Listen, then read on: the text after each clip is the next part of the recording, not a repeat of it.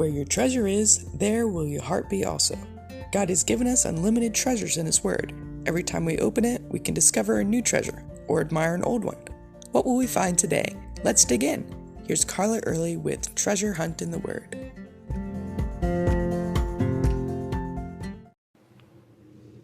How are you doing with your eyes, ears, and mouth?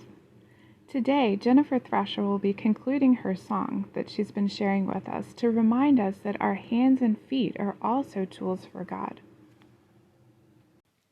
Be careful, little hands, what you do. Be careful, little hands, what you do. For the Father up above is looking down with love. Oh, be careful, little hands, what you do. Think about what you started with this morning. How many things did you do with your hands? You pulled the covers back. You might have put on your slippers, opened a door, started the coffee. Our hands are tools from God. There are a lot of references by God commanding us to lift up our hands to God in worship and honor and praise. Most oftentimes, the things that we do with our hands are not in a worshipful manner. It's up to our mental focus on what we will do with our hands to praise and honor God. In James 2:14-18, it says, "What good is it, my brothers and sisters, if someone claims to have faith but no deeds? Can such faith save him? Suppose a brother or a sister is without clothes and daily food. If one of you says to them, 'Go in peace and be warm and well fed,' but does nothing about their physical appearance, what good is it? In the same way, faith by itself, if it's not accomplished by action and deed, is dead. But someone will say, 'You have faith and I have deeds.' Show me your faith without deeds, and I will show you my faith by my deeds. You believe that there is one God. Great. Even the demons believe that and shudder." What are you doing with the time that God has given you? I believe that an accurate assessment of where your heart is rests in these questions. What are you doing with your time? What are you doing with your money? If these things are not focused upon the Lord, your life might need some adjustment. My life will need an adjustment in order to honor God. As believers, we are called to a life of service. Everyone is called to a life of service if you are a believer of Jesus Christ, not just the pastors and ministers. They are called, or may be called, for full-time ministry. They might receive their income from a church.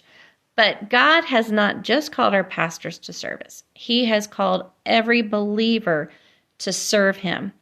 As believers, we are to focus upon serving God with all that we have. God has given each of us a full-time ministry in our homes, in our places of work, among family and friends, to the strangers we come into contact with, people who are, quote, not like us. They may be from different cultures, different beliefs, but we are to be a positive impact upon those people God places in our lives. Do we obey God's command and share God with them? Do we offer to pray that moment with people who may never have been prayed over before? Take advantage of the opportunity that God gives us. Lift your hands in praise. Be careful, little feet, where you go. Be careful, little feet, where you go. For the Father up above is looking down with love. Oh, be careful, little feet, where you go. Where are your feet taking you? James 1 illustrates the path to sin.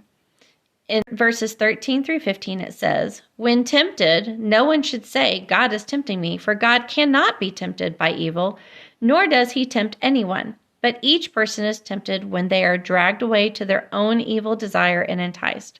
Then, after desire has conceived, it gives birth to sin, and sin, when it is full grown, gives birth to death."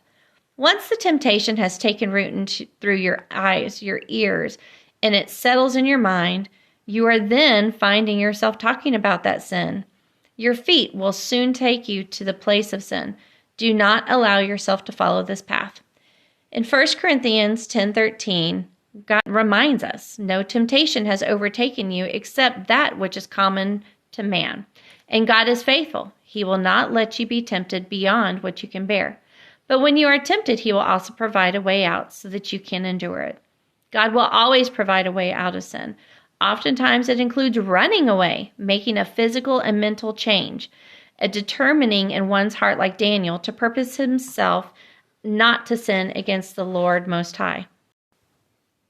Yes, thank you, Jennifer. We must be purposeful about what we allow in our hearts and have a plan as to what to do when we are tempted.